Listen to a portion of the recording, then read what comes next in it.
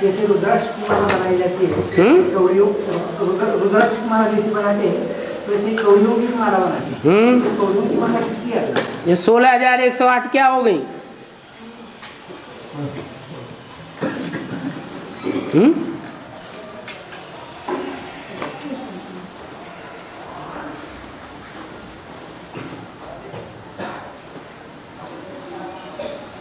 एक और आख्यान आया है शास्त्रों में,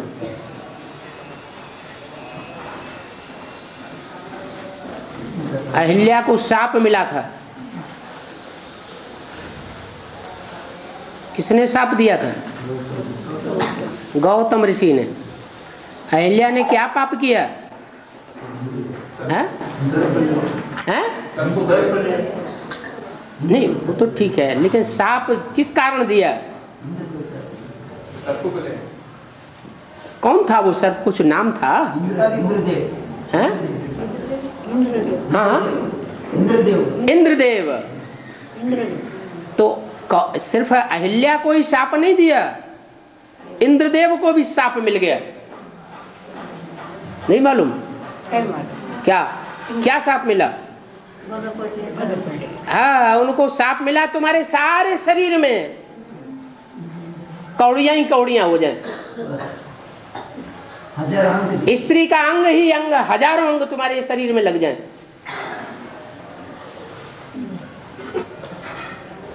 ये सब बातें कहाँ की हुई? जैसे बैल को चारों तरफ कौड़ियां कौड़ियां दिखाई, ऐसे ही इंद्र के लिए बोल दिया, उनके शरीर में हजारों कौड़ियां ही कौड़ियां, माने स्त्री अंग ही स्त्री अंग लगाई दिए। ये शाप मिल गया। कौन से जन्म की बात है? ये शाप कौन से जन्म के लिए मिला? कौन सी युग के लिए मिला? न सतयुग के लिए मिला, न त्रेता युग के लिए, न द्वापर युग के लिए। कौन सी युग के लिए मिला? संगम युग की बात है। और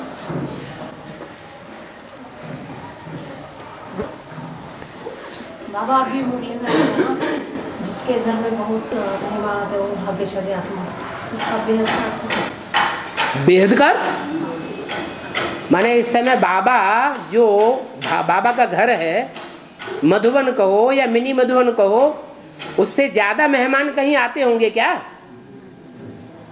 ये बेहद का अर्थ नहीं है।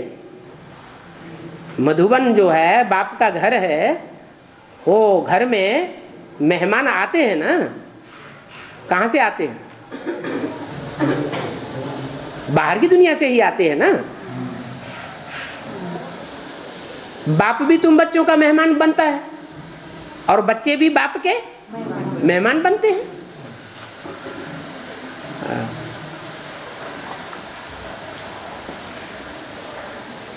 और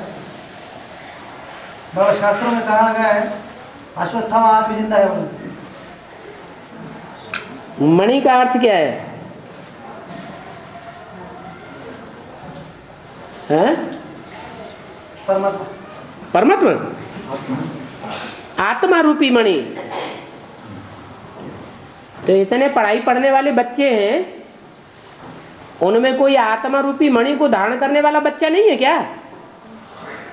है कि नहीं? नंबरवार एक अश्वत्थामा की बात नहीं है, एक द्रोणाचार्य की बात नहीं है, एक भीष्म पितामह की बात नहीं है, एक अर्जुन की बात नहीं है, एक भीम की बात नहीं है। सब नंबरवार पार्टधारी हैं। तो आत्मा रूपी मणि को जिन्होंने अच्छा अभ्यास करके धारण कर लिया, उनकी यादगार अश्वत्थामा बन गया। और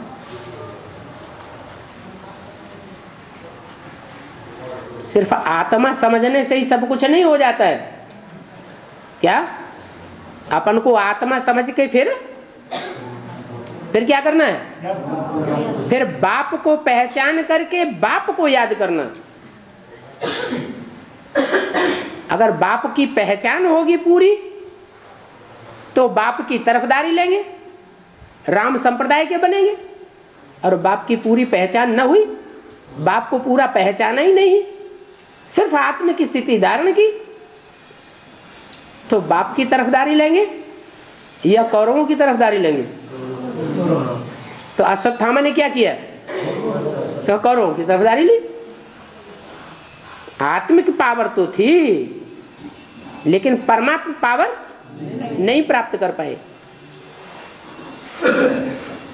अश्वस्थामा माना अश्व, अश्व माने घोड़ा, मनरूपी घोड़ा, थामा माना थामा, स्थायी कर लिया। मनरूपी घोड़े को स्थायी कर लिया। तो उनके चित्र में मस्तक में आत्मा रूपी मणि स्थायी रूप से दिखाई जाती है। और बाबा एक माता जी का प्रश्न है, क्या मजदूर डिस्ट्रक्शन करते हैं? मजदूर हाँ, डिस्ट्रक्शन करते हैं। मजदूर, हाँ, मजदूर कंस्ट्रक्शन नहीं करते हैं। विजय माला में कंस्ट्रक्शन करने वाले होंगे या डिस्ट्रक्शन करने वाले होंगे? फिर ऐसा क्यों कह दिया? मजदूर हैं? कारीगर कंस्ट्रक्शन करते हैं। कारीगर जो है, जो मकान बनाने वाले कारीगर होते हैं वो कंस्ट्रक्शन करते हैं क्या? फिर उनके साथ जो मजदूर होते हैं काम करने वाले वो कंस्ट्रक्शन नहीं करते। इसलिए ये बात तो रंग है कि मजदूर सिर्फ डिस्ट्रक्शन ही करते हैं। मजदूर कंस्ट्रक्शन भी करते हैं, मजदूर डिस्ट्रक्शन भी करते हैं। और बाबा शंकर को कहा गया है कि शंकर ब्राह्मण भी नहीं है और देवता भी नहीं है।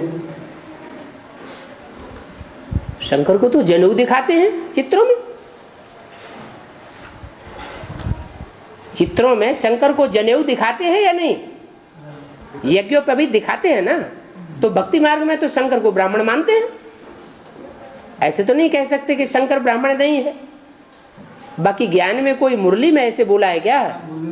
क्या शंकर को ब्राह्मण भी नहीं कहेंगे और देवता भी नहीं। ये शंकर जो पात्र है वो कौन सी युग का पात्र है? संगम में ब्राह्मण होते हैं या संगम में देवताएं होते हैं? ब्राह्मण होते हैं। और ब्राह्मण फरिश्ता भी बन सकते हैं। तो ऊंचते ऊंच पार्टधारी ब्राह्मण है, फरिश्ताई स्टेज प्राप्त करने वाला ब्राह्मण है, लेकिन उसको देवता नहीं कहेंगे।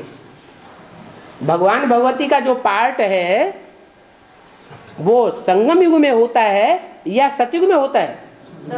संगम में होते हैं भगवान भगवती और सतयुग में होते हैं देवी देवता।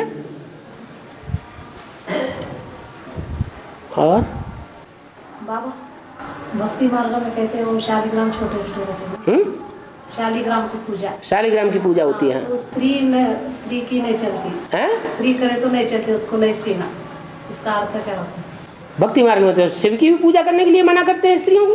शालिग्राम की पूजा नहीं चलती। हाँ, शालिग्राम की पूजा, शालिग्राम भी लिंग है और शिव का भी लिंग है। तो भक्ति मार्ग वाले तो जानते ही नहीं है कि यादगार किस बात की है। शिवलिंग जो है वो किस बात की यादगार है? सन्यासी लोग कहते हैं स्त्रियों को शिवलिंग की पूजा नहीं करनी। बाप कहते हैं अरे वाह शिवलिंग की तो खूब पूजा करनी चाहिए। तो इसका मतलब अर्थ को नहीं समझते।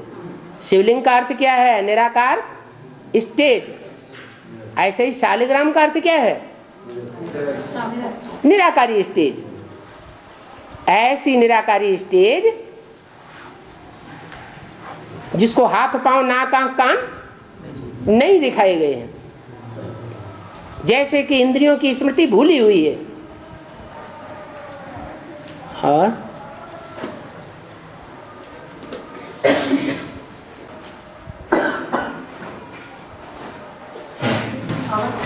शास्त्रों में जो वामन अवतार दिखाते, हाथ उठा दीजिए। हाँ, भगवान का वामन अवतार मनुष्य रूप में दिखाते। भगवान वामन अवतार वामन अवतार लिया। हाँ, भगवान के मनुष्य के रूप में ही दिखाते। हाँ, तो होते हैं दो ही अवतार मनुष्य रूप में दिखाए गए। मनुष्य रूप में दो ही अवतार है, राम और कृष्ण। हाँ है वही अवतार। वामन अवतार भी दिखाए। हाँ, वामन अवतार भी मनुष्य के रूप में है लेकिन जब बड़ा रूप धारण किया तो मनुष्य रह गया है। तो फिर वो तो इतना बड़ा रूप धारण कर लिया कि 3 पाँव में सारी पृथ्वी नाप ली, सारा राज्य ही नाप लिया। हाँ हाँ, भारत में कहाँ दिखाई? भारत में राजा अशोक किसका राज्य था? लेकिन वो तो बाद में कन्वर्ट हुआ। हाँ, बौद्धियों का ही राज्य था ना, बौद्ध धर्म को अपनाया हुआ था ना। ऐसे नहीं कि जो धर्म पिता आता है उसके आते ही बौद्ध धर्म की राजाई शुरू हो जाती है। वो जो भी धर्म पिताएं आए हैं उन्होंने आकर के राजधानी और राज्य स्थापन ही नहीं किया। उनके बहुत वर्षों के बाद, 200-400 वर्षों के बाद उनकी जब संख्या बहुत बढ़ जाती है तब राजाई की शुरुआत होती है। और बाबा पारे के लिंग की महिमा सबसे ज्यादा है भक्ति मार्ग में। है पारा पारा मतलब है उसकी महिमा ज्यादा है भक्ति मार्ग में। पारा पारदेश्वर, पारसनाथ, पारे से बना हुआ, पारदेश्वर पारा जो पारे से बनाया हुआ लिंग की जास्ती महिमा है। ऐसे पारे से बना हुआ मरकुरी हाँ? मरकुरी बोलते बाबा। पारे से बना पारा तो ठहरता ही नहीं है। हाँ, तो उसका लिंग बना है भक्ति मार्ग, उसका लिंग है, उसकी पूजा ज्यादा होती है। अर्जुन के लिए ये बताया है कि अर्जुन के रथ में भगवान आते हैं, बताया ना। जिस रथ में भगवान आवेगा उस रथ में जो भी इंद्रियां हैं उन इंद्रियों में मुख्य काम विकार का सृजन करने वाली इंद्रिय कौन सी है? लिंग ही है ना। तो जो लिंग इंद्रिय है वो अर्जुन के लिए दिखाते हैं कि 1 साल के लिए नपुंसक हो गया, माने इंद्रिय जैसे नहीं रही, गई। ऐसी स्टेज में उसे रहना पड़ा। तो पारा ही तो हो गया। जैसे पारा है पकड़ में आता है क्या? पारा पकड़ में ही नहीं आता। ऐसी वो स्टेज बन गई पकड़ में ना आने वाली। सोने का स्वर्ण लिंग बनाएंगे वो भी पकड़ में आ जाएगा, रजत लिंग बनाते रहे वो भी पकड़ में आएगा, ताम्र लिंग बनाएंगे वो भी पकड़ में आएगा, लौह लिंग पत्थर लिंग बनाएंगे वो भी पकड़ में आएगा, लेकिन पारा तो हाथ में नहीं आता। हाँ, और अर्थ यही है कि उसको उस समय ऐसी निराकारी स्टेज में रहना पड़ा। किसको? अर्जुन को। कैसी निराकारी स्टेज में? कि था इतना वीर्यवान, हाँ था इतना वीर्यवान, फिर भी उसने 1 साल कौन सा पार्ट बजाया? वो पार्ट कौन सा बजाया?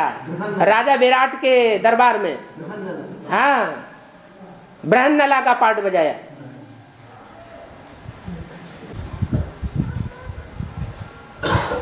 अर्जुन के नाम गिनाए गए हैं क्या? गीता में अर्जुन के नाम गिनाए गए हैं। उनमें एक नाम क्या है? हैं?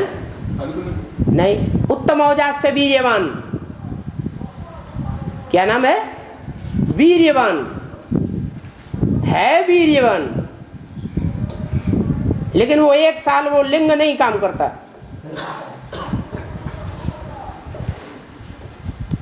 नपुंसक होके रहा। नहीं तो राजघराने में रह करके, रानी निवास में रह करके उनको पढ़ाई कैसे पढ़ाता?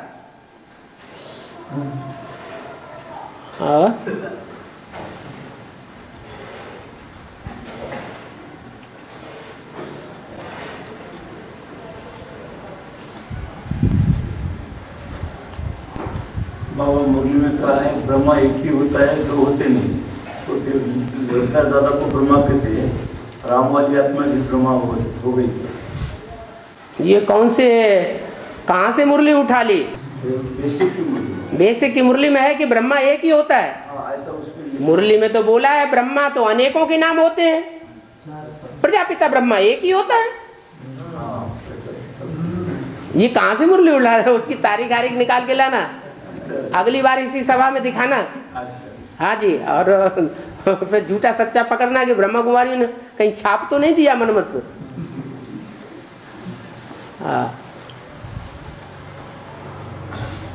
भगवान एक है तो भगवान की वाणी एक ही होगी या दो प्रकार की होगी?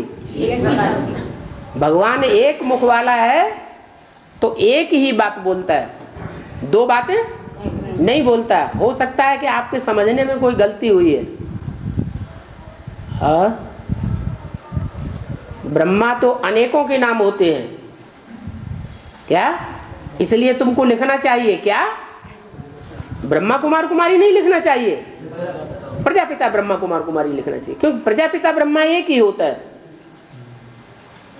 ब्रह्मा अनेकों के नाम है, माने ब्रह्मा के 4-5 मुख भी दिखाए गए हैं, उनमें प्रजापिता ब्रह्मा एक ही है। तुम किसकी औलाद हो? तुम ब्रह्मा की औलाद नहीं हो। नहीं, शिव बाप की औलाद।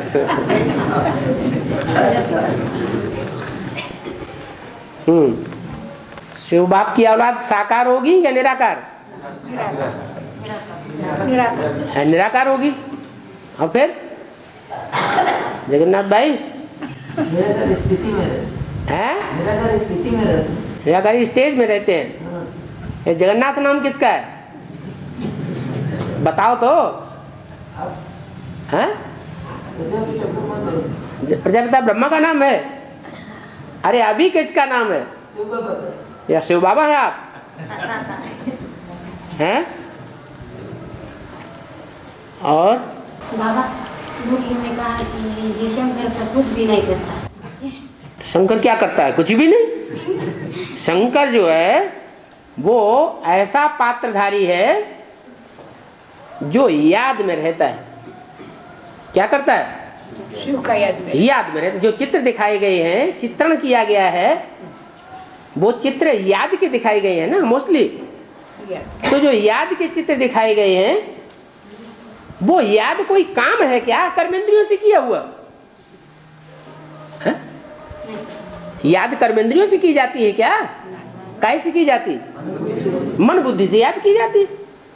इसलिए बोला है शंकर क्या करता है? कुछ भी नहीं, वो तो याद में रहता है।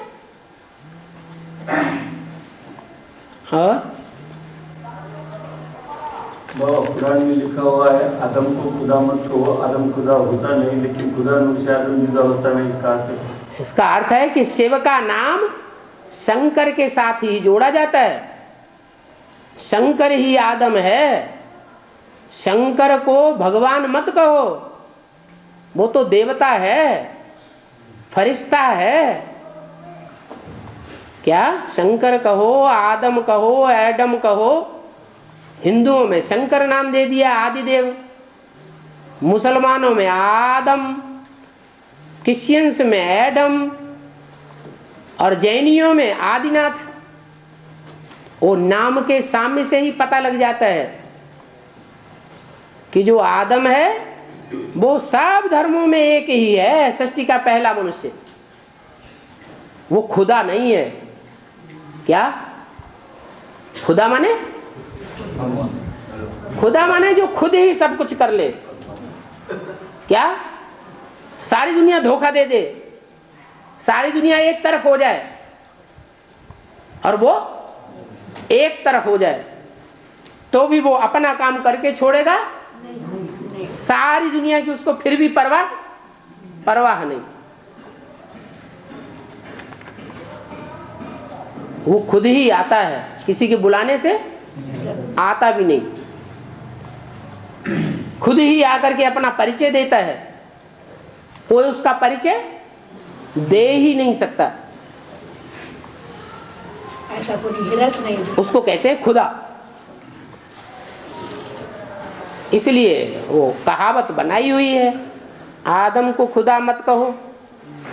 माने शंकर कोई खुदा नहीं है, तो बेसिक नॉलेज में भी समझाते चले आए कि शिव शंकर एक नहीं है, शिव शंकर अलग अलग है। शिव भगवान है और शंकर देवता है। तो आदम को खुदा मत कहो, आदम खुदा है ही नहीं, भगवान है ही नहीं, गॉडफादर है ही नहीं। लेकिन जो नूर है, जो रोशनी है, जो चमक है, अविनाशी चमक, उस चमक से वो आदम अलग नहीं है। और आत्माएं सब अलग हो जाती हैं संगम युग में। क्या निश्चय निश्चय के चक्र में आती हैं कि नहीं? और आत्माएं सब निश्चय निश्चय के चक्र में आती हैं, उस नूर से अलग हो जाती हैं। लेकिन आदम, शिव कहो, खुदा कहो, गॉड कहो, उसके नूर से अलग अलग नहीं होता। इसलिए 33 करोड़ देवताओं में से सिर्फ एक ही है जिसका नाम शिव के साथ जोड़ा जाता है। तो जुदा नहीं हुआ होगा, इसीलिए तो जोड़ा जाता है, नहीं तो औरों का भी नाम जोड़ देना चाहिए। अरे ब्रह्मा है, विष्णु है, जगदम्बा है, ढेर सारे ढेर के ढेर देवताएं हैं, देवी देवता हैं, किसी का नाम शिव के साथ क्यों नहीं जोड़ा गया? क्योंकि वो एक ही ऐसा पुरुषार्थी है याद करने वाला, जो खुदा के नूर से, खुदा की याद से जुदा कोई उसको कर ही नहीं सकता। अगर जुदा कर दे तो माया रावण को जीतने वाला कहा जाएगा या हारने वाला कहा जाएगा? हा? नहीं, अगर आदम को भी खुदा की याद से कोई जुदा कर दे, नूर से जुदा कर दे कोई, माने माया रावण, तो माया रावण को सर्वशक्तिवान कहेंगे सदा के लिए? नहीं कहेंगे।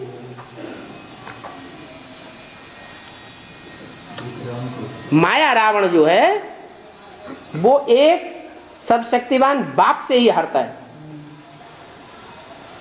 और वो सर्वशक्तिवान इस सृष्टि पर प्रैक्टिकल में कार्य करता है या हवा में काम करता है?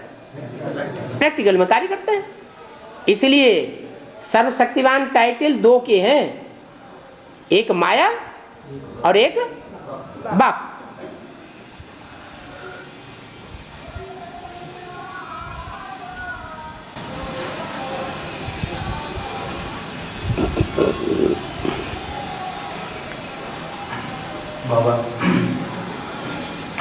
बाबा कहते हैं कि मैं गरीब निवास हूँ, मैं गरीबों को आकर उठाता हूँ।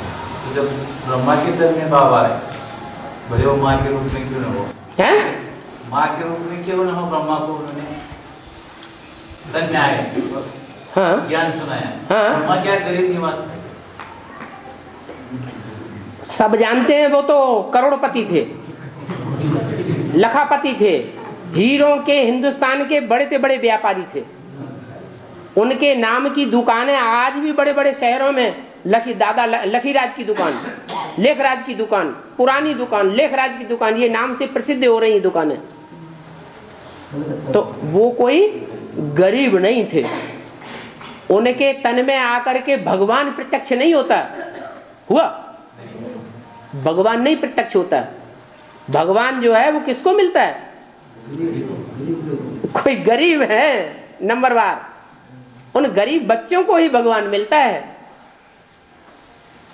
और उस समय जो भागीदार था उनका, वो वास्तव में गरीब व्यापारी था हीरों का, लेकिन उसकी बहुत छोटी सी दुकान थी। और सच्चा व्यापारी था, लेकिन झूठे हीरों के बाजार में कोई छोटी दुकान निकाल के सच्चा हीरा बेचने वाला बैठ जाए तो उसकी क्या हालत होती है? सब लोग क्या समझेंगे? ये भी कोई झूठे हीरा बेचने वाला होगा तो उसकी कोई कीमत नहीं होती। इसलिए मुरली में बोला 10 साल से बाबा के साथ रहने वाला, माना सन 26 से ही बाबा की दुकान में नौकर था। मैनेजर को भी क्या कहते हैं? नौकरी कहेंगे। पहले साधारण नौकर था, जब उसकी योग्यता देखी बाबा ने कि ये तो बहुत होशियार है, तो आधा साधा कर लिया, पहले मैनेजर बना दिया और बाद में आधा साधा करके अपने सत्संग में बैठ गए।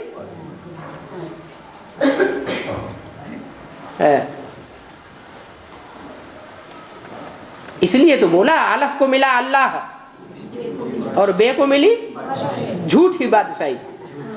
ये सारा ब्राह्मण परिवार के कंट्रोल करने की जो बादशाही है, ये झूठी बादशाही है या सच्ची बादशाही है? ये तो झूठी बादशाही है। बाबा तो आके 2500 साल की बादशाही देते हैं। जोनल इंचार्ज बन के बैठ जाना, विदेश का इंचार्ज बन के बैठ जाना, अहंकार में आना विदेश का इंचार्ज हूं, यूपी जोन का इंचार्ज हूं, गुजरात का इंचार्ज हूं, तो लक़ब मिला ना। ये झूठी बादशाही है इस दुनिया की। या इस सेंटर का इंचार्ज हूं, ये अहंकार कभी नहीं आना चाहिए। इंचार्ज हम सिर्फ किसके हैं? सेवा के इंचार्ज, किसी के ऊपर आर्डर चलाने के इंचार्ज नहीं है। तो अलफ को मिला अल्लाह, बे को मिली झूठी बादशाही। तो किसको अल्लाह मिल गया है? सेवक राम को अल्लाह मिल गया। अब ब्रह्मा बाबा को गधाई मिल गई, इनको पालो बैठ करके। मुरली में भी बोलते थे, इनको तो बहुत औना रहता है इतने बड़े बारात को पालने का। तुम तो मेरे से भी याद में जास्ती आगे जा सकते हो। कौन? तुम बच्चे मेरे से भी याद में जास्ती आगे जा सकते हो, क्योंकि तुम्हारे ऊपर इतनी बारात को पालने की जिम्मेवारी नहीं है। ब्रह्मा बाबा के ऊपर तो ढेर सारी जिम्मेवारी थी। इसलिए शिव बाबा है धोबी। क्या? शिव बाबा धोबी है तो उसका गधा भी होगा कोई। गधे के ऊपर ढेर सारे कपड़े डाल दिए जाते हैं। ये गोरख धंधा लगा हुआ है। बाकी क्या है? शंकर क्या करता है? शंकर को परवाह नहीं गोरख धंधे की। ध्यान में है शिव का ध्यान में रहे। गोरख धंधा का मतलब क्या है? गौ माने कन्याएं माताएं, रख माने रक्षा। कन्या माताओं की रक्षा करने की परवाह शंकर को नहीं है। ये किसका काम है? कौन सी आत्मा ये काम करती है? कृष्ण वाली आत्मा। कृष्ण वाली आत्मा भी जिम्मेवारी किसके ऊपर रखती है? गौवर्धन पर्वत। क्या वो 16,000 का जो पहाड़ इकट्ठा किया, उसको धारण करने की जिम्मेवारी किसके ऊपर आ गई? ये छोटी सी अंगुली के ऊपर। ये कमजोर होती है कि पावरफुल होती है? सबसे कमजोर उंगली है तो सहयोगी, लेकिन सबसे कमजोर सहयोगी है। ऐसी नवैया है लेकिन भगवान की है। इसलिए भले पहाड़ का वजन आ गया तो भी झुकने वाली नहीं है। नैया डोलेगी लेकिन डूबेगी नहीं। अब चाहे उसको कनिष्ठिका अंगुली के रूप में दिखा दिया और चाहे तो पीपल के पत्ते के रूप में बता दिया, बात एक ही है।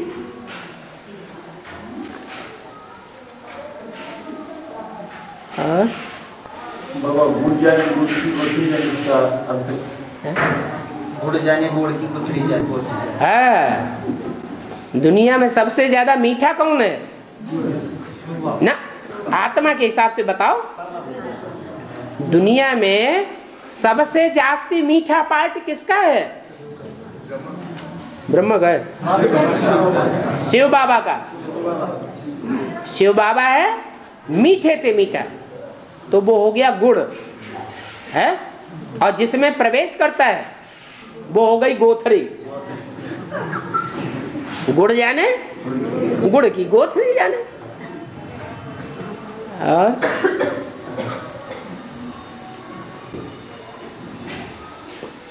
बाबा झूठे को जल्दी न्याय मिलता है और सच्चे को जल्दी क्यों नहीं मिलता? सच्चे पर अन्याय क्यों हो जाता है? सच्चे के ऊपर अन्याय क्यों हो जाता है? सत्य के ऊपर अन्याय बहुत होता है और झूठ के ऊपर अन्याय ज्यादा होता है। हाँ, जो इस जन्म में कहते हैं कि हम सच्चे हैं, ये झूठ की दुनिया है या सत्य की दुनिया है? झूठ की दुनिया में सच्चा कहाँ से आवेगा? पहले तो वो खुद ही झूठा है जो कहता है हम सच्चे हैं, हमारे ऊपर बहुत आफतें आती हैं। अरे सच्चे तुम इस जन्म में रहे होगे, पिछले जन्म में सब जन्मों में सच्चे रहे थे। जो इस जन्म में एडवांस पार्टी वाले कहे हम सच्चे हैं, सच्ची बात बताए रहे हैं, वो एडवांस पार्टी वाली आत्माएं पिछले जन्मों में राजाएं रही हैं या गरीब बन के रही है? और राजाएं सच्चे थे, सारे झूठे थे। तो हिसाब किताब पूरा नहीं होगा है? पूर्व जन्मों का सारा हिसाब किताब वो झूठ है, जो धंधे किए हैं वो यहाँ आखिरी जन्म में आके पूरा होता है। और इस आखिरी जन्म में सच्चा तो कोई होता ही नहीं है। जो सच्चा होता है उसकी सत्यनारायण की कथा चलती है भक्ति मार्ग में। उसके लिए बोला है एक ही सच्चा और बाकी सब झूठे।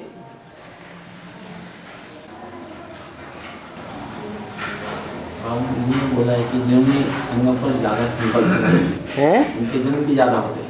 जो संगम युग में ज्यादा संकल्प चलाते हैं, जास्ती संकल्प करते हैं, जिनका मन रूपी घोड़ा जास्ती दौड़ता है, हाँ, जास्ती मनन चिंतन मंथन करते हैं, हाँ। और कम संकल्प चलाते हैं तो कम जन्म होते हैं। अब जिसकी बुद्धि में ज्ञान बैठेगा ही नहीं, वो मनन चिंतन मंथन ज्यादा करेगा, या जिसकी बुद्धि में ज्ञान माने पहचान, जानकारी, बाप की जानकारी बैठेगी, वो ज्यादा मनन चिंतन मंथन करेगा। कौन करेगा? जिसकी बुद्धि में बाप की जानकारी बैठी होगी वही मनन चिंतन मंथन करेगा। हाँ, पूछना क्या है आपका? है? हाँ, संकल्प ज्यादा और कम से मतलब नहीं है, सच्चे संकल्पों से मतलब है। सत संकल्प कितने हो रहे हैं? संकल्प तो किए लेकिन मायावी संकल्प किए, तो अंतर पड़ेगा कि नहीं है? बाबा अच्छे संकल्पों के साथ बुरे संकल्प भी आते हैं, तो उसकी भी शूटिंग होती है। 63 जन्म लिए हैं, उन 63 जन्मों में कुछ अच्छा किया और बुरा भी किया। कोई आत्मा ऐसी है जिन्होंने बहुत अच्छा किया, कोई आत्मा ऐसी है 63 जन्मों में जिन्होंने बहुत बुरा किया। तो जो संगम युग में रील घूमती है 63 जन्मों की, क्या जो 63 जन्मों की रील घूम रही है, उसमें जब हम अच्छे संकल्प हमारे उदय होते हैं तो बढ़िया पुरुषार्थ होता है। कभी बुरे संकल्प उदय हो जाते हैं तो पुरुषार्थ डाउन हो जाता है। कितनी भी मेहनत करें तो भी पुरुषार्थ डाउन रहता है। इससे क्या साबित होता है? बुरे कर्म हमारे उदय हो रहे हैं, उस समय और तीखा पुरुषार्थ करना चाहिए। और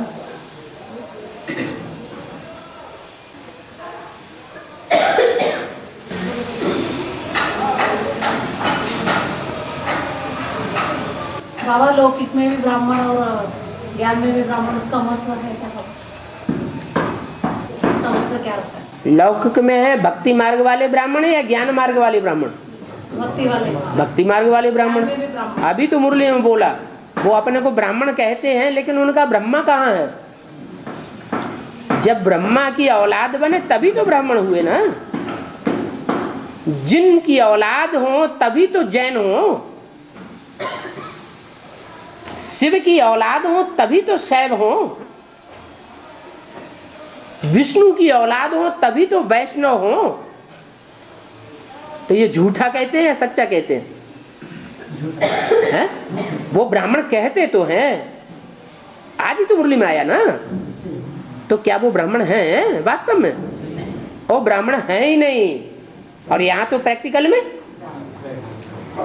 में ब्राह्मण है, क्योंकि हम ब्रह्मा की औलाद हैं। और सिर्फ ब्रह्मा की औलाद नहीं है, हम तो प्रजापिता ब्रह्मा की औलाद है। तो अंतर नहीं हुआ, वो झूठे ब्राह्मण और हम सच्चे ब्राह्मण।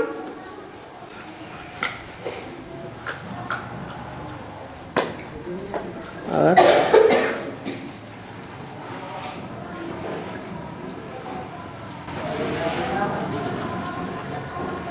बाबा लक्ष्मी नारायण के मंदिर में लक्ष्मी नारायण और नर नारायण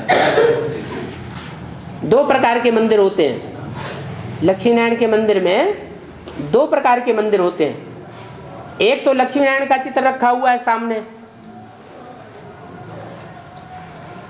लक्ष्मी नारायण की पूजा होती है मंदिर में, तो सामने लक्ष्मी नारायण का मंदिर लगा हुआ है, लक्ष्मी भी खड़ी हुई है, नारायण भी खड़ा हुआ है। लेकिन उसके बाजू में एक और मंदिर भी होता है, उसको कहते हैं विष्णु का मंदिर। वो विष्णु में भी कौन कौन है? उसको नर नारायण का मंदिर कहते हैं। क्या वो विष्णु जो है वो संगम की यादगार है या सतयुग में बनने वाले संपूर्ण नारायण की यादगार?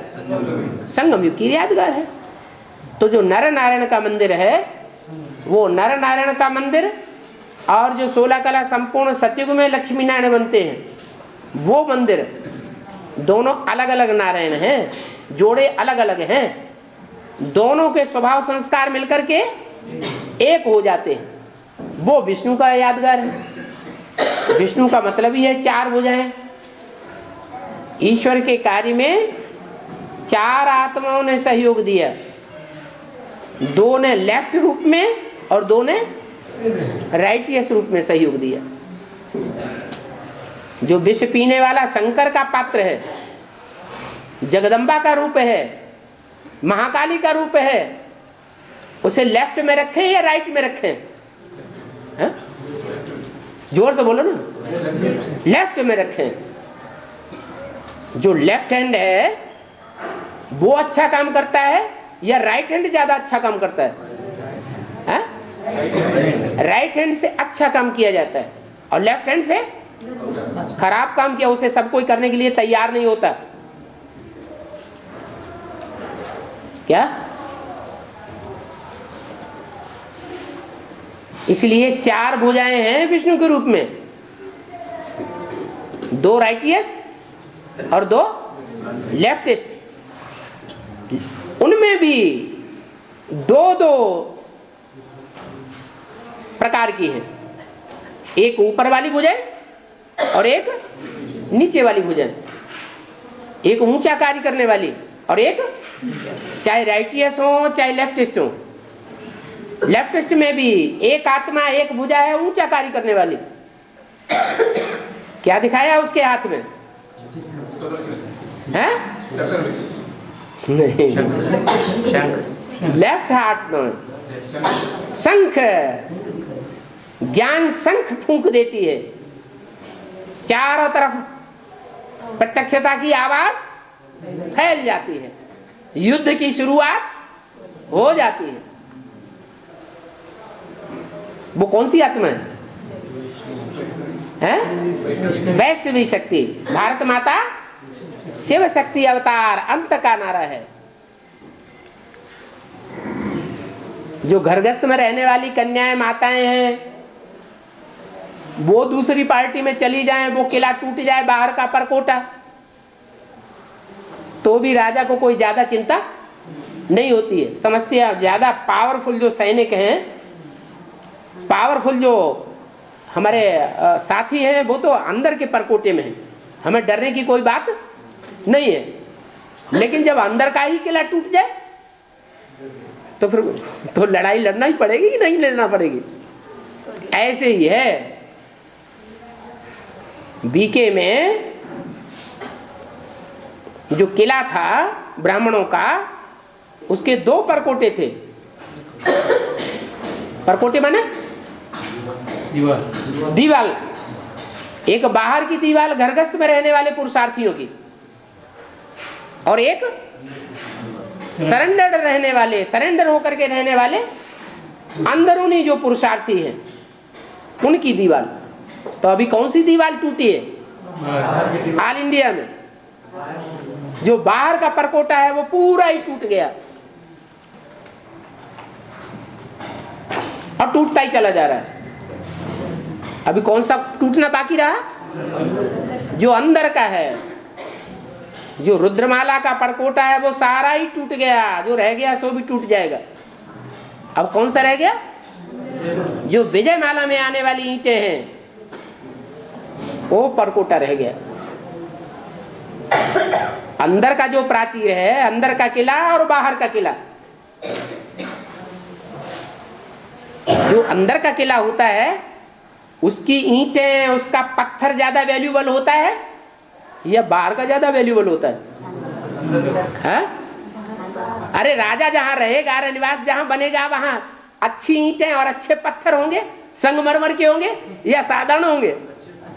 हाँ, उसका नाम क्या रख दिया? अच्छे से अच्छे पत्थर का नाम संगमरमर का नाम रखा।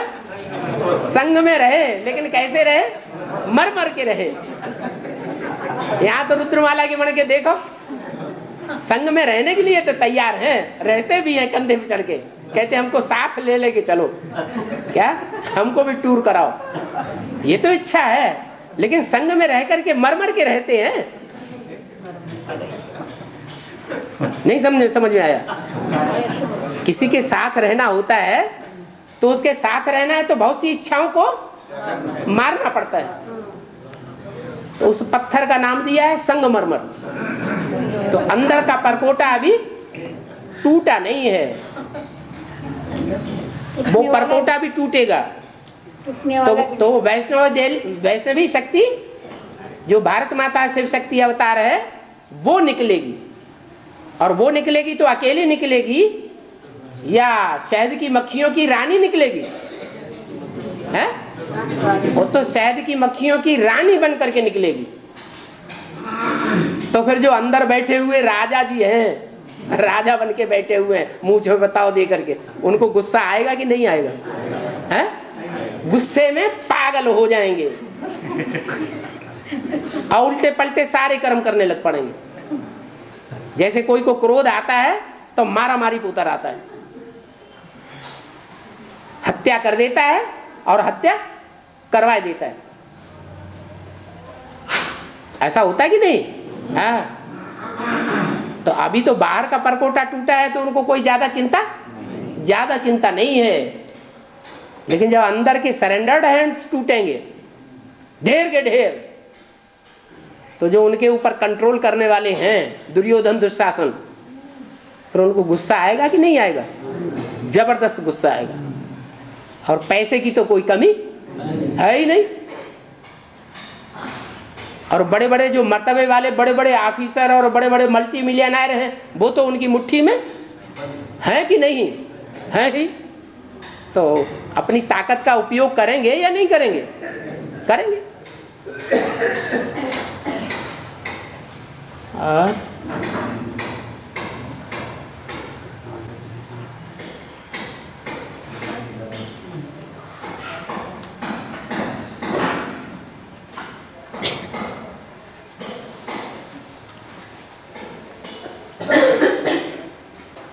चल